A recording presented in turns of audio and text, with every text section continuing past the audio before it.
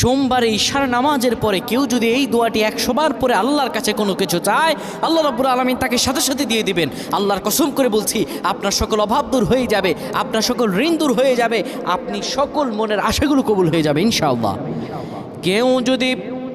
সোমবার বরকতপূর্ণ রাত,